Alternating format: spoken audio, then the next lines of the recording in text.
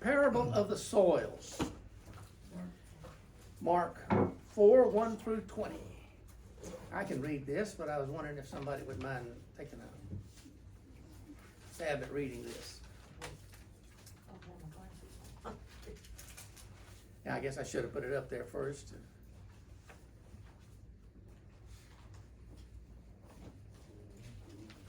I'll give it a shot. Sure.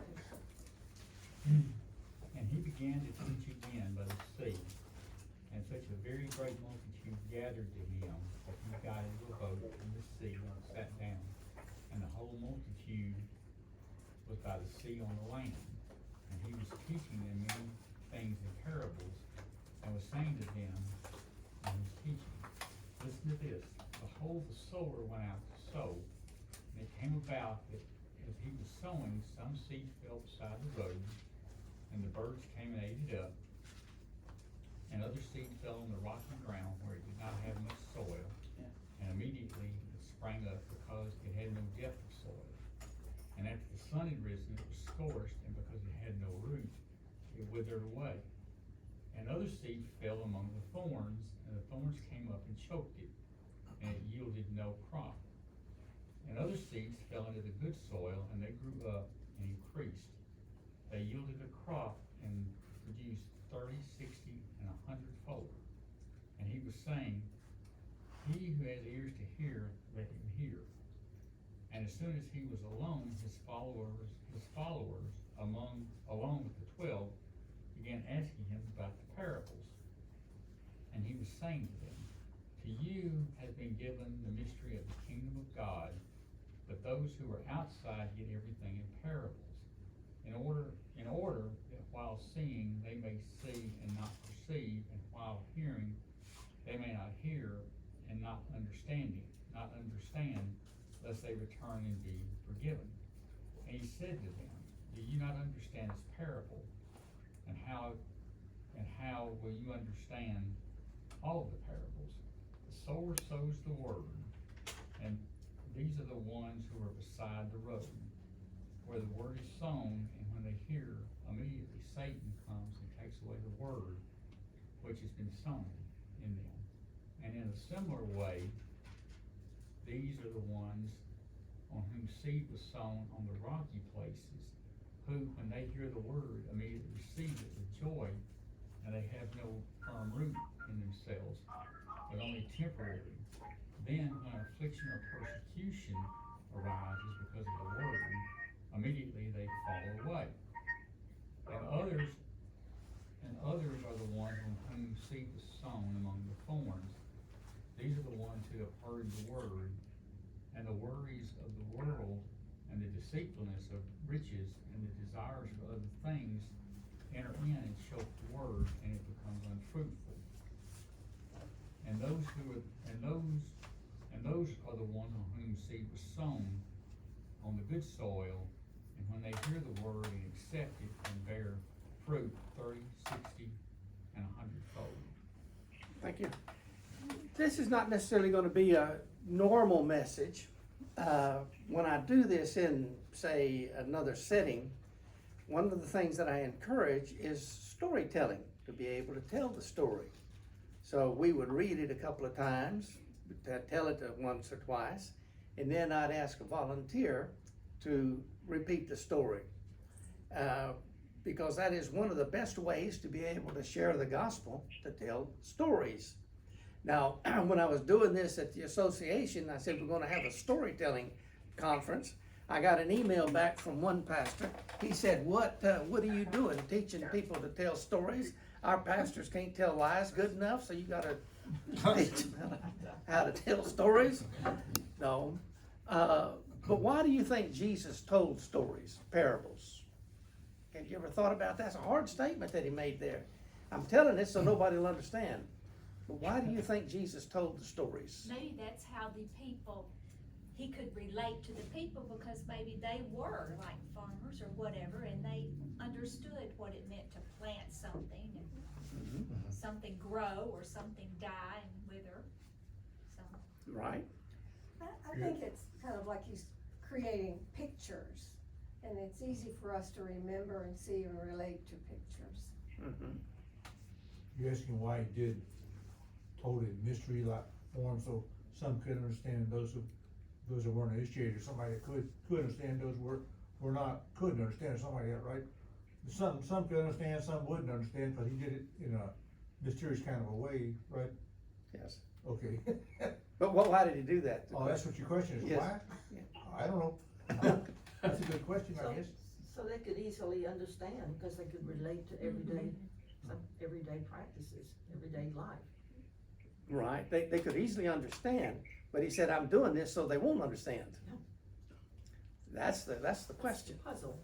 That's the puzzle. And so, but what is a parable? Anybody venture to guess? I know it's written up there. These are my observations of a parable, but does anybody have a different? Parable is a short discourse that makes a comparison. It is usually designed to inculcate a single truth. Some parables, however, like those of the sower and the tares, are given detailed interpretation. Mm-hmm. I don't know if anybody's ever heard or read anything by a guy named Ralph Waldo Emerson. He lived a long time ago, at the end of the 1800s, and he wrote a essay called Compensation. And I understood parables better by that essay than anything else. Parables are universal stories that everybody in the world knows. Everybody knows these. There's a parable, similar parable in every country. You reap what you sow. That parable is, that story is told in every country. There's different phrases. The chickens come home to roost. What goes around comes around. And the most famous, perhaps other than the Bible, karma. What you do, it comes back on you. You see these fellas doing these shoplifting and robbery. I'm sitting there watching that. I said, don't you realize that there is a law in the universe that's going to come back and bite you someday? You're not getting something free. It's going to come back and bite you. And you're going to pay for that because that is built into the structure of this world.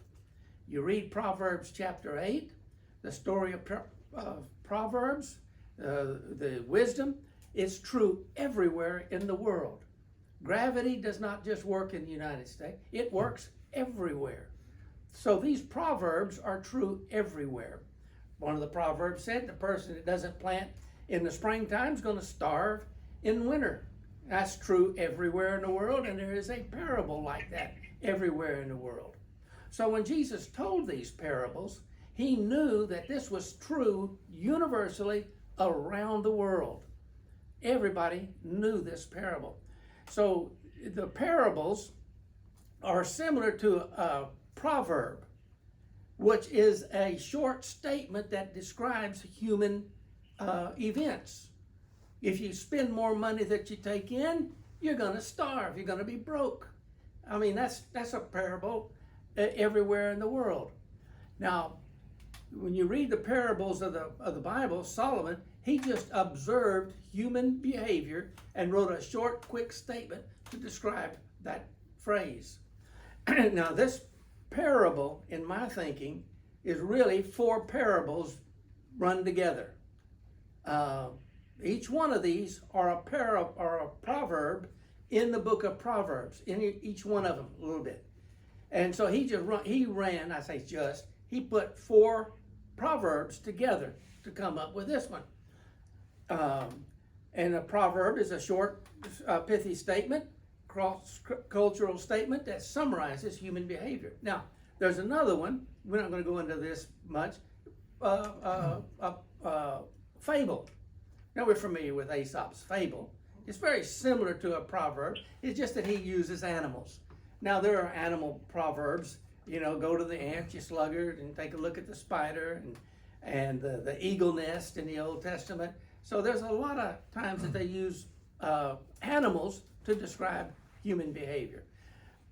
So this first part of this parable, there is nothing unusual about this parable. Like you said, somebody said, everybody knows this. if you scatter seeds on unplowed ground, it's gonna disappear. Birds are gonna eat it, or a rat's gonna come around and get it. If it's sown in rocky ground, it's not gonna grow. And if it's sown on thorny ground, weedy ground, it's not gonna grow. It's only gonna grow on good ground. That was universal. Everybody knew that. So Jesus wasn't telling anybody anything new in this first part. That's the reason Jesus said this is the most important parable of all of them, of all his parables. Mark 4:13. That was a puzzle to me for the longest time. He said, if you don't understand this parable, you're not going to understand anything else I got to say. I'm sitting there thinking about it. There's nothing hard to understand about that. Everybody knows that. Everybody knows that rocky ground, no soil. Everybody knows if you plant something on a trail, it's not going to grow. So what's so hard to understand about that, Jesus? I mean, you'd have to be really pretty dense not to understand the basic teaching of these 4 stories. It's common knowledge. You don't plant seeds in unprepared ground. So what is he trying to get at? And why is he saying this? It takes I'm not saying I have all the answers, but I did think about this for a long time, and you could probably think about it as well. The Bible is set up to only those who are willing to practice it will understand it. The Psalms 119 said, "Teach me your word, and I will obey it. Give me understanding, and I will keep it." So David is already saying, if you tell me how, I will do it. Now, God knows our heart. If we ask him how to do something, but our heart is not planning on doing it, we're not going to understand how or why. Jesus said, anybody who wills to know my will, he will know it. Somebody said, well, I would really like to know what the will of God is for my life. Are you willing to do it? If you're not willing to do it, you're not going to know it. God only reveals his will to those who are willing to do it. It's not a case of sitting them in a boardroom and somebody says, this is what I think, this is what I think, this is what I think. And Jesus said, this is what I think. Well, Jesus, I'm really not too interested in your idea. I like this other guy's idea over here better. Okay, well then you're not going to know it. So when he says, hearing they might hear, seeing they might see. When you see it, you know it. I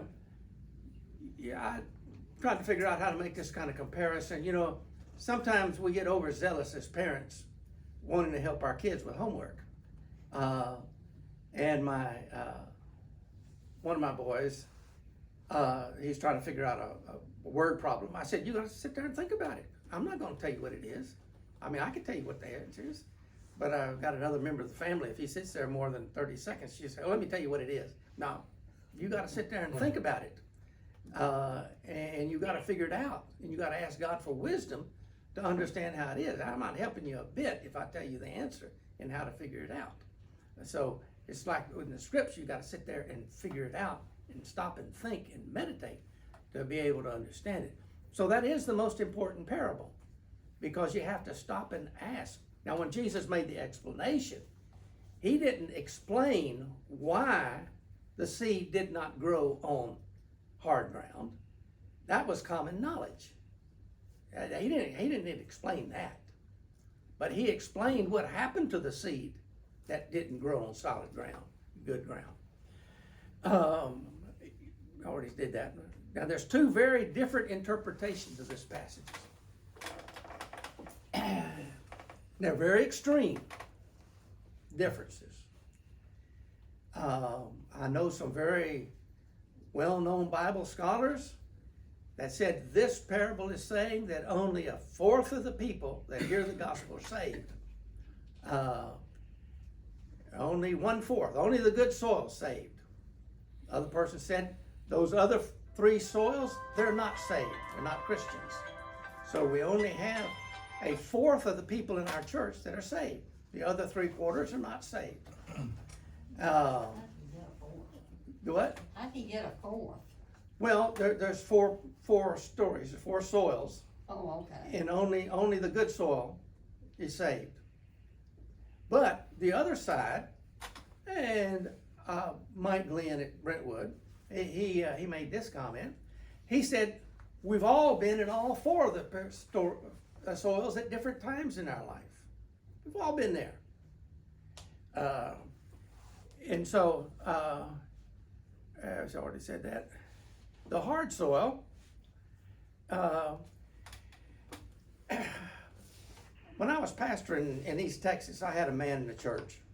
And he was sitting there in the back, and boy, he was just writing away as I was preaching. Boy, it made me feel real good. You know, he just writing away, just going to town, writing.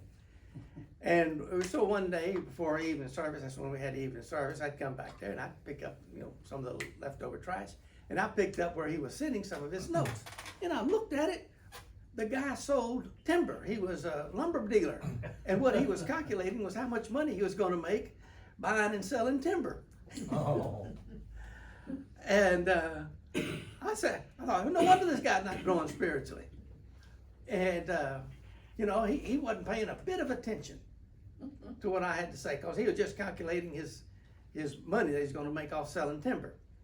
I was at another church around here, and the youth director, we don't call them youth directors anymore, what do you call them, youth minister? Pastor said he's a really good guy and does great work. And I said, probably so. But I was sitting in the back, and he was sitting way far over to my left, and he was just carrying on a group conversation with some young people. They were all laughing and carrying on, having a good time over there while the pastor was preaching away. A very good message, but I don't think he heard a word. Maybe he had heard it before, but he wasn't paying attention. And so that's just the person that doesn't pay attention to what's going on. Now, one thing, living in a Catholic country, the largest Catholic country in the world, there's one thing that I do like about the Catholic Church.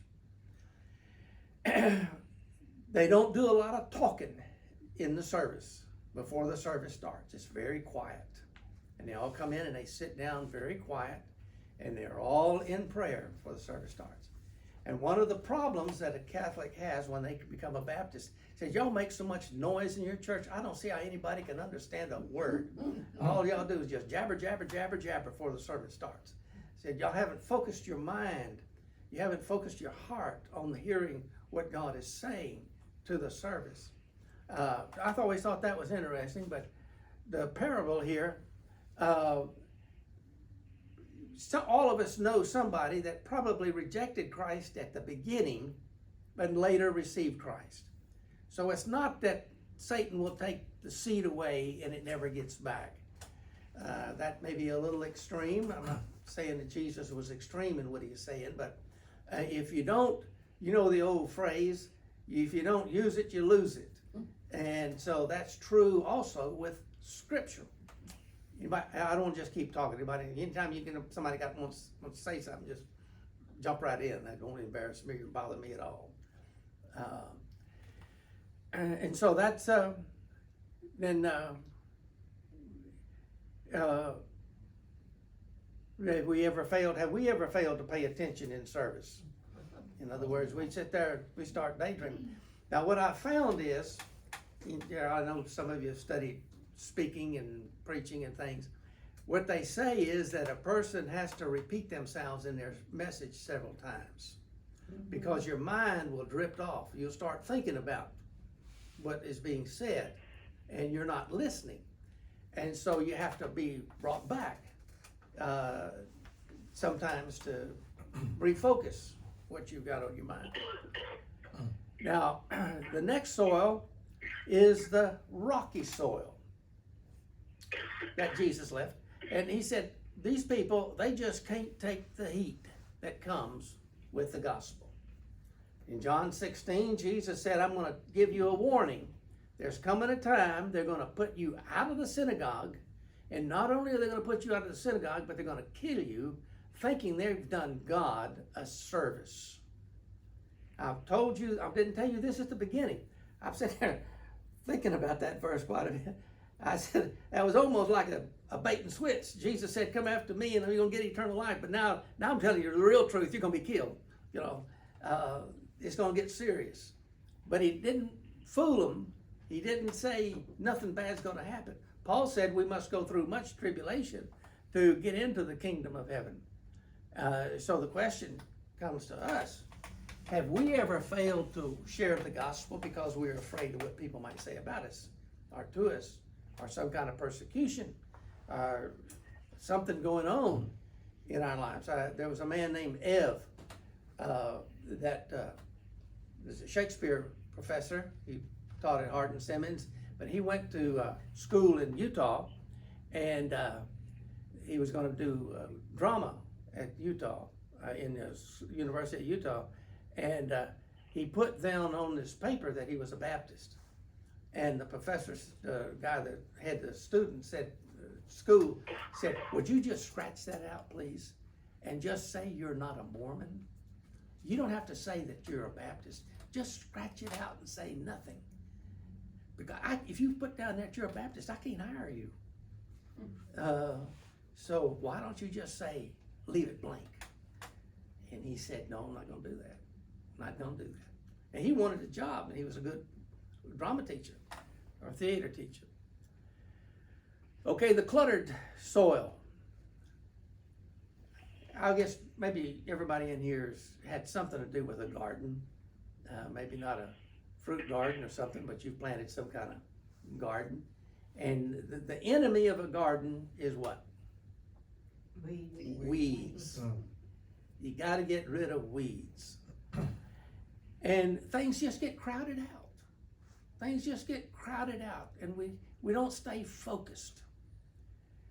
Staying focused, sometimes, I've taken some tests before, psychological tests. I had to take a bunch of them to go into the Foreign Mission Board with the Southern Baptist and visit some other people, and some people say, you know, Ray, you only got one problem. I said, what's that? You're too focused. You're just focused on one thing. I said, well, that's just the way it is. Jesus said, I came to seek and to save that which was lost, and as I've sent you, I'm gonna send you to do the same thing. Stay focused. And our garden, how does our life look if it was compared to a garden? Is that clear enough in there? Oh, yeah. You think that guy's gonna get a good crop of tomatoes? You can find them. Oh, where? Now, some people are, you know, they're the 30 ground, there's the 60 ground, and there's 100 ground. But you gotta stay focused. Now, sometimes we get cluttered. And sometimes maybe you've seen these hoarder shows. You can't see the back there, can you? Either one of you? I see pretty good, yes, sir. Okay. That's fine. I just noticed that. So anyway, we get cluttered. We get a lot of clutter in our life. One of the things that I've noticed in Brentwood, after families leave home, children leave home, they say, I'm gonna downsize. I'm gonna downsize. So this one family, they were living in a house about 8,000 feet, and they moved to another house. She said, yeah, we decided to downsize, so we got a 4,000 foot house. I said, what? So you downsizing, huh?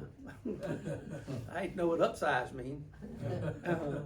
So sometimes we need to get a dumpster out and load it up and just make sure that the clutter doesn't happen.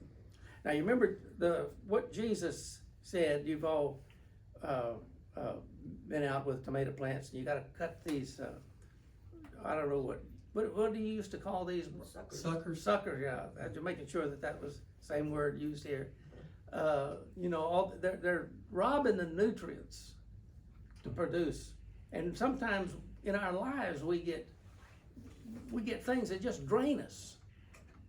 A lot of different things, and I'm not gonna go into all those details, but there's a lot of different things that can drain us, that we get focused, we get worried about things, we get focused on things that are not important, and they rob us of the most important thing. As you heard the old statement, the enemy of the best is the good.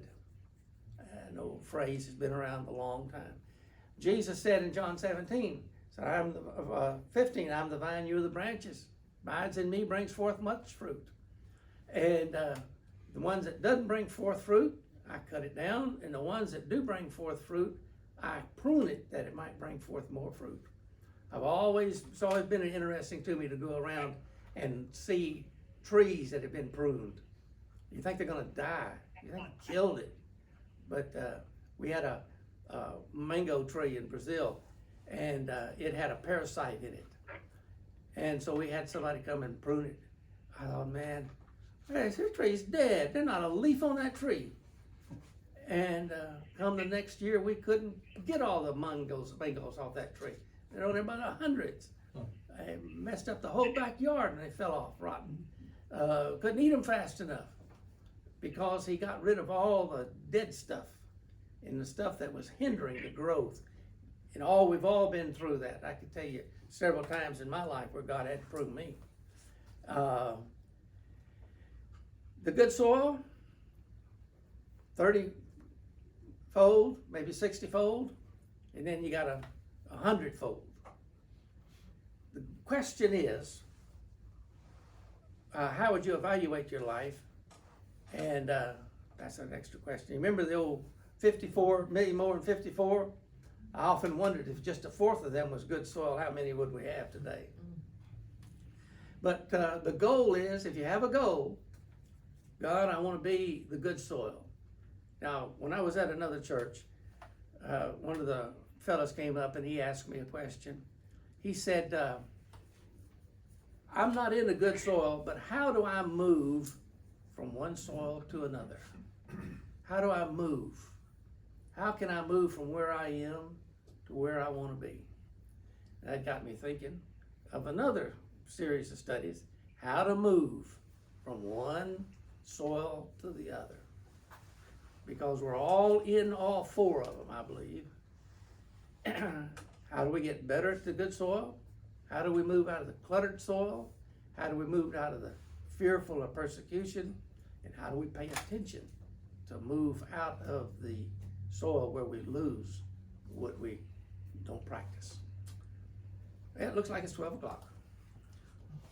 Yes, sir, may I ask a question? Sure, sure. When it says, we're talking about fruit there, to bear fruit and all that, and that, this part of the four souls, okay, what fruits are you talking about? Another Christian, or is it talking about the ninefold fruit of the Spirit? Love, joy, peace, all that, what kind of fruits are you talking about when it says fruit? Good question, and it's a question that a lot of people ask. I had a big discussion with a fellow that was at church some time ago. He said, I believe the fruit is the ninefold fruit in Galatians. He said, just how good you are, producing the qualities of life. I said, you look at this parable, and he's not talking about quality. He's talking about fruit, to eat, something to eat. When Jesus looked at the fig tree, he said, there's nothing on it, there's nothing to eat. Cut it down.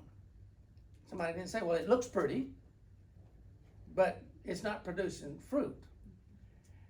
And so my answer to that, I said, yes, you do need to produce the ninefold fruit of the Spirit. And if you are producing the ninefold fruit of the Spirit, you're going to be producing other Christians. If you're ugly and obnoxious and hard to get along with and angry and mean, you're not going to be reaching many people. So it's not one or the other in my thinking. Sometimes Paul talks about the quality of the Christian life, but then other times Jesus is talking mostly, in my thinking, about the actual fruit. If a person had a vegetable garden, planted some tomato plants, and somebody come, how your plants doing? Oh, they're beautiful plants. Wow, they're beautiful. Look how green that plant is. Look how well that plant gets along with the other plants in the neighborhood. It's just, that fertilizer's just doing perfect for it. Well, do you have any tomatoes? No, I'm not worried about that. I just want them to look pretty. And so I believe it goes hand in hand, harmony and harmony. Are you talking about, if you're bearing that kind of fruit, voluptuous grapes on your plants on the tree vine, it's naturally gonna attract people to you, or Yeah. wanting that fruit. We want what you got, man. Yeah. Is what you're saying? Yes, I think there's a twofold. And it's, the story of Jesus said, beware of false prophets who come to you in sheep's clothing, Yes. but inwardly they're ravenous wolves. You'll know them by their fruit. You don't pick grapes from a thorn tree bush, and you don't pick figs from a thorn bush. A good tree produces good fruit, a bad tree produces bad fruit. By their fruit you'll know them. Every tree that does not produce good fruit is gonna be cut down. And, Excuse me, go ahead. I was gonna say, I think this goes along with the message from Sunday about being a witness, Mhm. not doing, but being. That's Right. it. I mean, being what we are, people look at what we are, and that reflects, should reflect Christ. To be a witness, just living it.